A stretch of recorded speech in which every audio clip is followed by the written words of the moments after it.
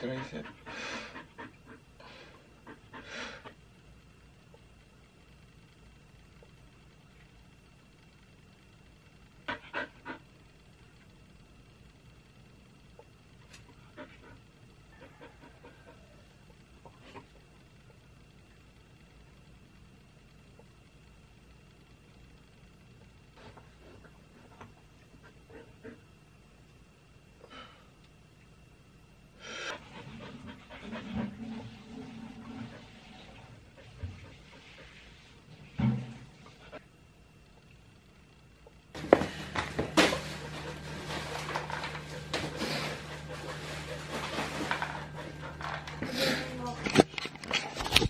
$149.0.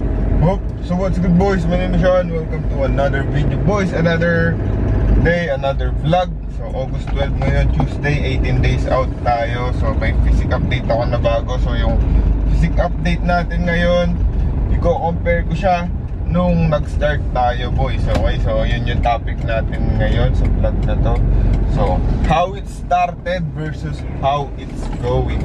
So tangina, yung starting point ko, napaka taba ako pala nun, no? So 180 plus. So panoorin nyo mamaya. Yan, after netong mamaya.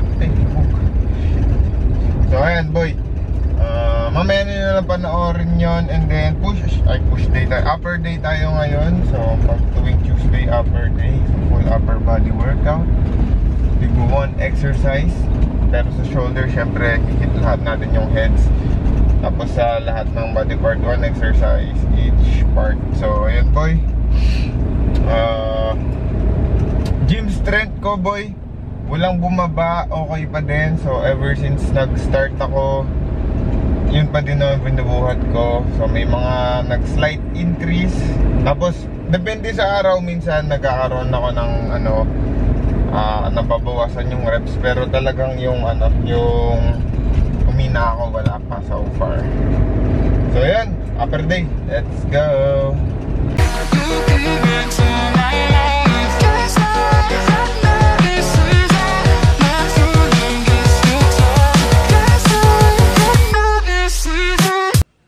Okay, boy, this week's physique update. Ito na yung natin, golden retriever. Bigat. Yun. Date na tayo. Kasi una, yung physique.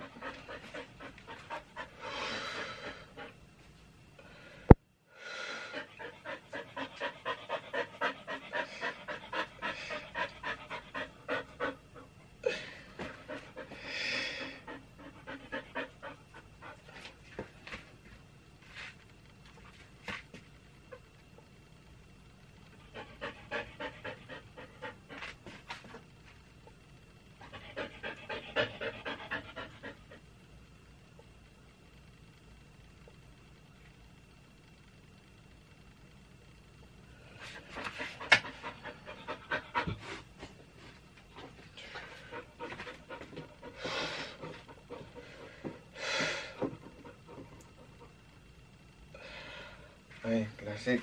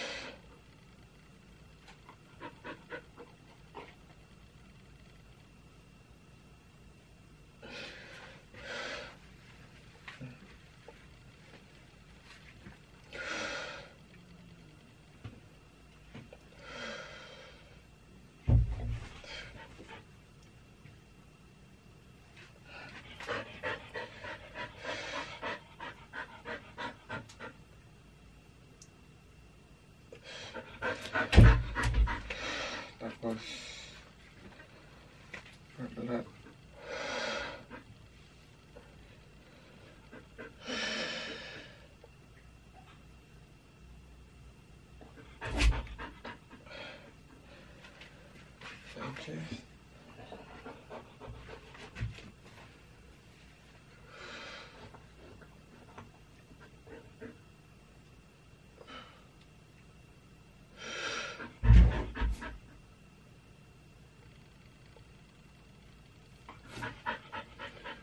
Tricep.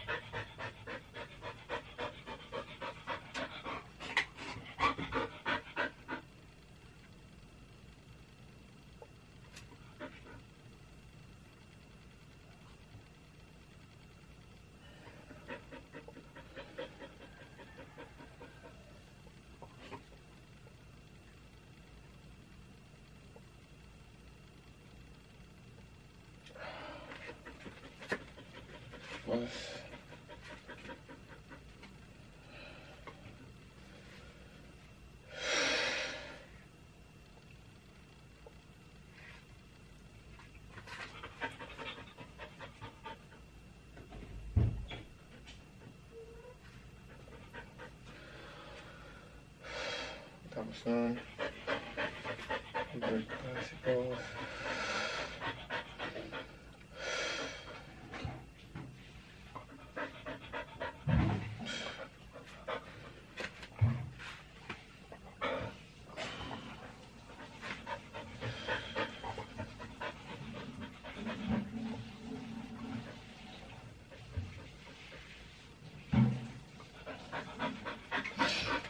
Pwede rin ang magganito eh.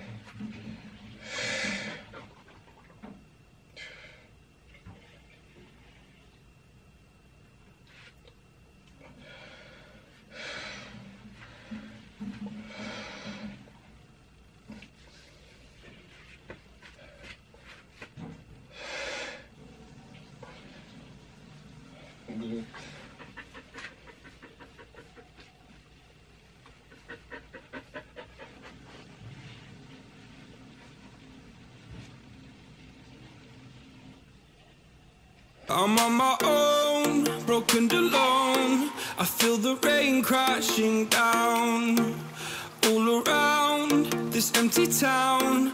I'm searching for the lost and found, but you don't care, you're unaware. Keep moving like the scars aren't even there. It's in the air like a blazing flare. Don't stare 'cause the flames will burn us. I thought you were the one for me. I gave you everything, held you close by the stormy seas. Oh, you meant the world to me. I used to kiss your head when you cried for me, hold your hand while the pain was over. Okay boys, so pauwi na tayo. Tapos na tayo mag-upper body workout. Pangalawang time ko na sinabi yan kasi ayaw kong padaanin na itong gagong to. Ayan, so yun, tapos na mag-upper, yan lang naman. Wala akong masyadong energy crush ngayon. Di ba din ako gumagamit ng pre-workout. So yun lang, hindi ako gumagamit ng pre-workout. Di ko na alam boy kung ano yung i-share ko sa inyo. Oo nga pala yung topic natin, no? Which is yung how it started versus how it's going. So pang ilang week na ngayon boy, napakalupit. Nahuli itong mga truck. Napakalupit ng progress natin boys. So from fat, mataba, and then ayun, nandito na tayo sa current state natin ngayon. Mamaya sa end clip ko i-share sa inyo yung comparison ng front, side, back, ganun. Doon sa clip kasi na nauna, di ba, yun yung current physique update natin. Pero i-compare pa din natin siya doon sa ano ngayon. So yun, ano ba secret? Wala naman secret boy. It's just motherfucking consistency. Kahit na minsan sa buong cut na to, diba, nag-start ako second week ng January. So sa buong cut na to, hindi naman ako perfect boy. Madami akong paltos, madami akong supply din, okay? So ang hindi ko lang ginagawa is kapag sumasablay ako, sasablayin ko palalo boy. So hindi ako ganun. Kasi ever since talagang syempre di ba boy, alam nyo naman, galing akong obese or super fat. So ever since na nag-exercise ako, is naging part na talaga siya ng buhay ko boy. Ayoko siyang mawala bilang parte ng buhay ko. Kasi nga syempre parang ko na to, if hindi ako mag-exercise, kumakain man ako ng marami or hindi, is parang kulang yung buhay ko boy, di ba? So alam ko magigets nyo yan. So parang lalagnatin ka ganun kapag hindi ka nakakapag-gym. So since ever, sobrang consistent ko talaga sa pagbubuhat, okay? So hindi ako tumitigil. Kahit na minsan yung buhat ko is buhat Barbie lang or buhat Disney Princess, okay? Basta mag-exercise pa din ako. I see to it na sa isang linggo nakakapag-exercise pa din ako. Ayoko na yung hindi ako mag-exercise kasi lalo akong mababaliw nun, diba? So it helps with my mental health yung gym. Then ayun, siguro ano na ngayon, August, January, February, March, April, May, June, July, August. 8 months na tayo dito sa cut na to boy. And sa buong 8 months na yan, pasensya na boy dilim ko. So sa buong 8 months na yan, siguro kung bibilangin nyo, meron akong 1 month na inconsistent. Kung pagsasama-samahin nyo lahat ng cheat days ko, meron akong isang buwan na sumusobra ako sa calories. Yan, okay lang yun. So at least hindi ako tumigil boy. Kung tumigil ako or ngayong seryoso lang talaga ako sa cut, doon ako nag-focus, sayang naman yung mga months na pinalipas ko. So yun yung lagi kong ini-instill sa inyo, na huwag kayong titigil kahit na hindi perfect yung fitness journey nyo. Make it a part of your life, boy. So meron akong tropa, client ko, tas ngayon isa na sa mga naging online best friends ko, si Pompom boy. Sobrang kasi sobrang lupit nun. Ayan, na-shred ko din yun nung talagang focus siya, napa-shred ko siya. Tangina, tumakbo yun ng trail 100 kilometers sa Cebu. Tapos tinapos niya ng 19 hours yung trail na yun. Di ba, napakalupit. Kahit na ngayon hindi ko na siya client, nag-ano na lang kami, nag-uusap. So kwenta-kwentuhan na lang. Pero ayun, kasi hindi siya makapag-focus sa sa food.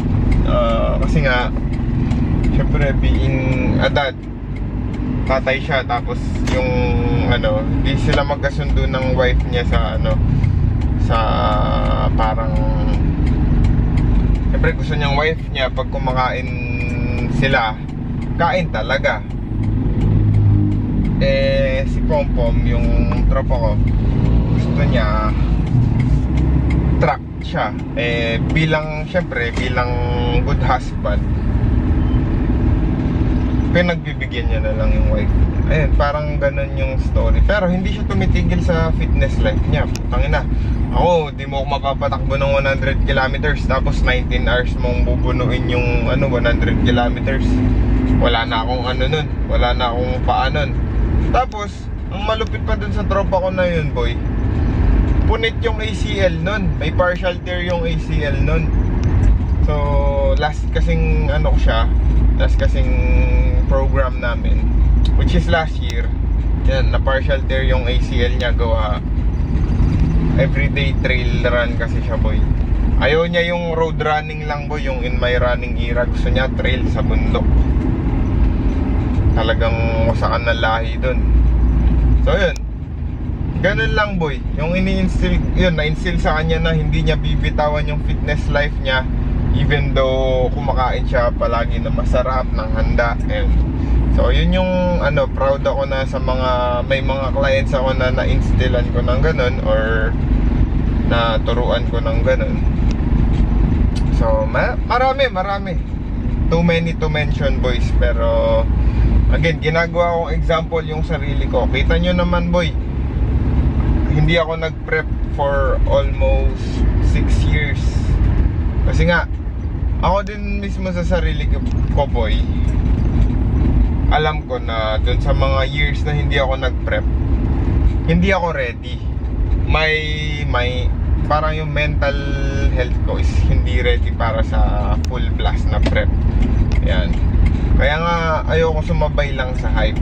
2022 nag-prep ako, 'di ba? Yung 4 weeks out sana, kaso nga sobrang flared up ng eczema ko, boy. Kasi nga sobrang stressful nun, post pandemic. Tapos di mo alam kung ano na yung gagawin mo sa buhay. Tapos nawalan pa ng trabaho nun si Boss Neg. Naghahanap kami ng work niya. So lagi kami puyat. 3 hours ganyan lang tulog namin. Syempre pag nagsasuffer yung partner mo, boy, magsasuffer ka din. Syempre naaawa ka sa kanya. Parang ganun nangyayari. Yun. So yun. Ngayon wala naman akong boy, wala naman akong heavy burden para sa prep na to. Which is yung isa lang, yung nagpa-check up lang ako. Hanggang ngayon, matagal lang kasing gamutan yun. Pero sa akin na lang yun, boy. Sa mga best friends ko na lang yung makakaalam nun. At matagal na gamutan. So, yun. Meron tayong 4 shows. So, Kit Dalisay, Body Evolution, Body Evolution, Batang Hipe, and then NBAU. So yan yung mga babakbakin natin, boys. Let's go, 18 days out. Kita-kits tayo sa next clip, which is sa Thursday kasi bukas rest day. Basic workout meal. Ano ngayon kasi, ilang days out na lang.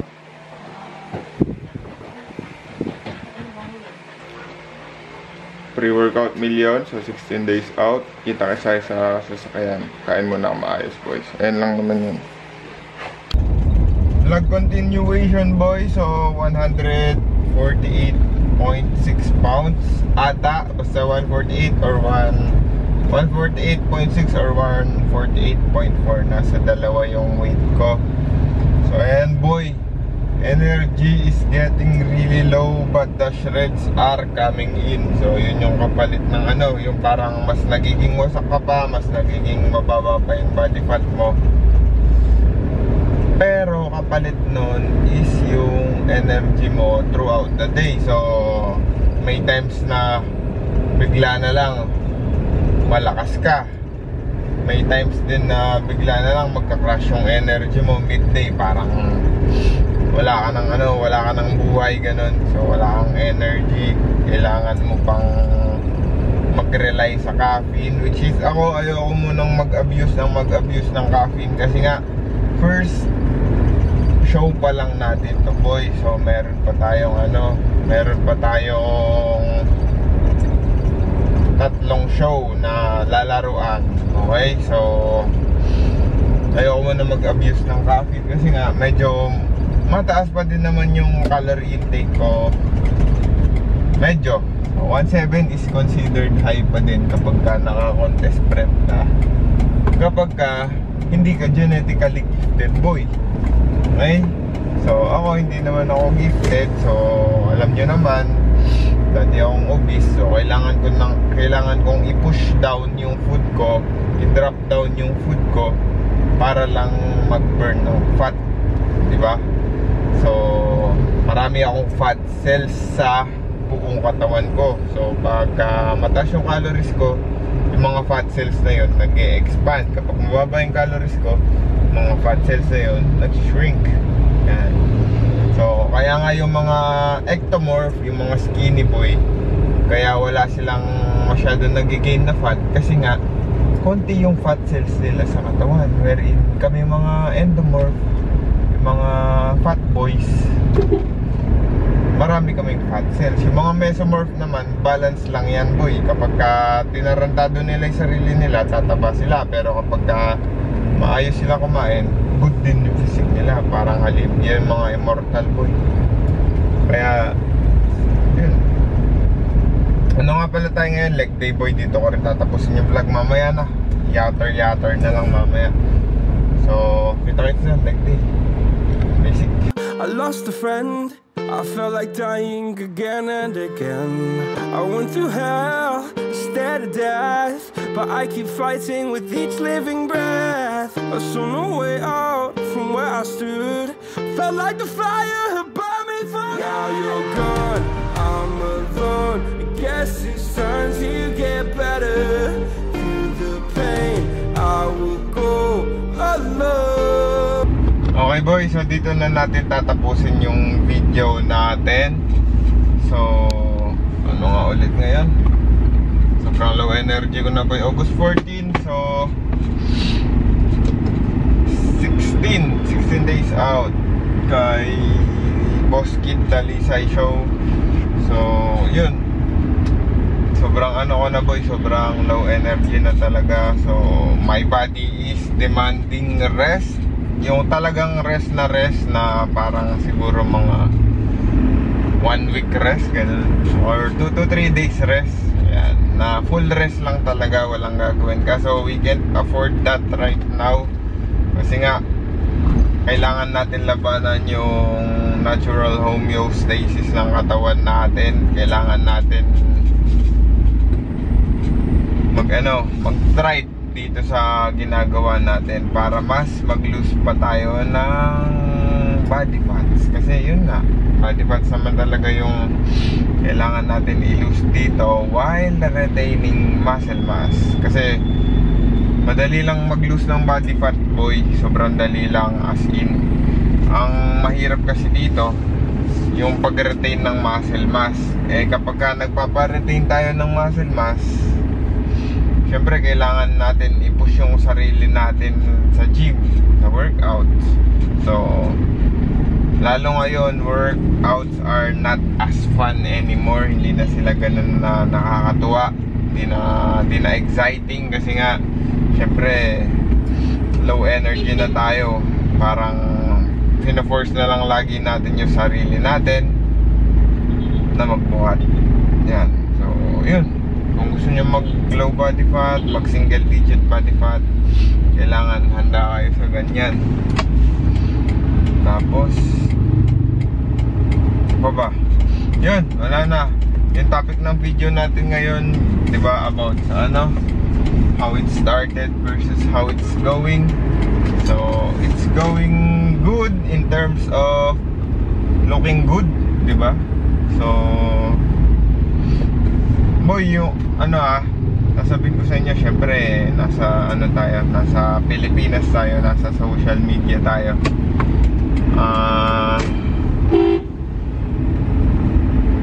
Syempre ako, alam ko, i-compare nyo ako sa ibang idol nyo. Okay, so iba tayo ng genetics. So syempre yung mga idol natin dyan, may iba tayong idol na komportable sa low body fat percentage.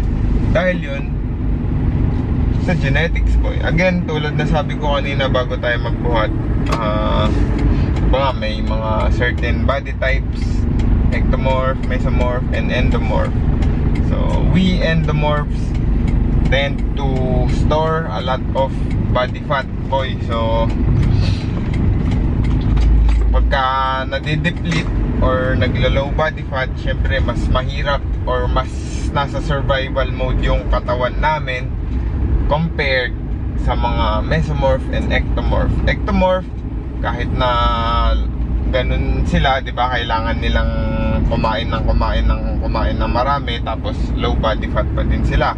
Mesomorphs, nasa mid-range nga sila, so easily build muscle, easily gain fat, parang ganun din. So in between talaga sila, so nasa safe zone sila kumbaga. So wala silang pina-force. Kung yung ectomorph nagpo-force feed, yung mesomorphs nasa saktuhan lang.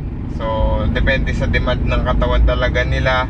Tapos kaming mga endomorph, yung mga tabain, yung mga maraming fat cells, body fat, is kailangan namin magdig ng maraming calories, mag-burn ng maraming calories just to look good, or just to look a certain look, diba? So yun, iba-iba talaga tayo, boy. Kaya maganda talaga na kung kayo nahihirapan kayo, mag-hire kayo ng coach na may alam na, or hindi na kayo ililito-litohin, boy, okay? Kasi madaming coach dyan na syempre sa una mabulaklak magsalita. Ganun naman talaga, boy. Syempre paano ka makakakuha ng client? Ang ano mo lang dyan is paano mo ma-adhere or paano mo matatagalan yung certain program ng coach na kukunin mo. So as for me, syempre ako, yung mga programs ko para sa clients is 1:1 talaga. So syempre, for example, beginner ka, complete beginner, and then mataba ka pa as in endomorph, wala kang background sa fitness, hindi ko naman papagawa yung ginagawa ko sa'yo, boy. Meron ako certain program na gagawin for you. So habang nag-a-advance ka sa mga ginagawa mo, sa mga buhat mo, dun ko ile-level up din yung program mo. Ganun, boy. So kaya nga may weekly updates ako kapag ka sa coaching ko. Syempre kapag ka-advance ka na, kapag ka magaling ka na, kapag ka matalino ka na, mas matalino ka pa sa akin, iba na lang coach na din mo. Hindi, pero ayan, boy, kapag ka magaling ka na, syempre gusto mo ng guidance pa din sa akin kahit na maalam ka na, okay lang yan. Magtutulungan tayo nun. Syempre may mga alam ka na hindi ako alam, baka, diba? So hindi ko naman alam lahat. Di naman porket nagko-coach ako is alam ko na lahat ng bagay sa fitness. Ganun. So kaya nga ako hanggang ngayon hindi ako tumitigil na matuto or mag-study about sa fitness, diba? Lalong lalo, boy, is competitive bodybuilding, never ending yung ano yan, yung mga ginagawa dyan. Parang meron mga certain approaches para lang sa certain people, ganun, certain individuals. Tapos kung lifestyle approach, it's just as easy as 1, 2, 3, diba? So I will make you a program, follow the program, tapos wag mong dadayain yung sarili mo, maabot mo yung goal mo. Hindi man mabilis, boy, okay? Hindi ko pinapangako yung mabilis na result, kasi syempre that's bullshit. Kailangan sa fitness long term. Kaya nga kapag ka 8 weeks coach, kaya na ba yung ganyan? Tapos ang pangit-pangit ng ng starting point mo, tapos sasabihin mo 8 weeks, gusto mo nag-magic ka na. Yan, ganun yan, boy. Kaya how it started, pang anong week na ngayon, 20 plus weeks na tayong nagda-diet. Sabi ko nga sa inyo, meron akong mga supply na weeks. So kung iipunin nyo yun from January to August, siguro 1 month doon. Hindi ako perfect, wala naman perfect, boy. Importante yung sickening consistency. You will not stop. So yun, dito na tayo sa amin. Ilan minutes ako nagsasalita? 9 minutes of talking shit. Wow, boy! Like and subscribe. Sana may natutunan kayo sa video na to.